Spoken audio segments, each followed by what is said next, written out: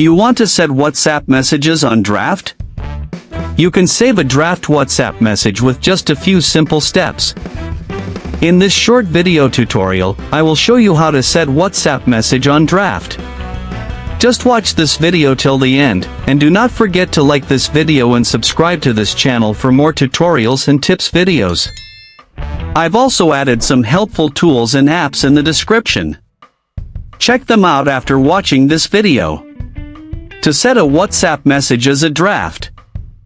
First, open the WhatsApp application on your mobile device. Once you're on WhatsApp, find and open an individual or group chat where you want to save a message as a draft. Now you're on the chat conversation screen, simply start typing your message in the message box at the bottom of the screen. You can type a short or long message to save as a draft. To save this message as a draft, don't send the message. Simply exit the chat and go back to the chat list using WhatsApp's back arrow or your device's back feature. WhatsApp automatically keeps your text in the message box if you leave the conversation or switch to another app. When you return to the chat, your message will still be there until you send or delete it.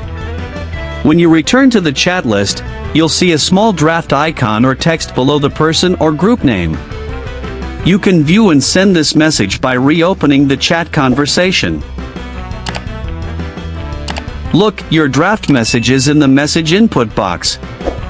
From here, you can send, modify, or delete the message.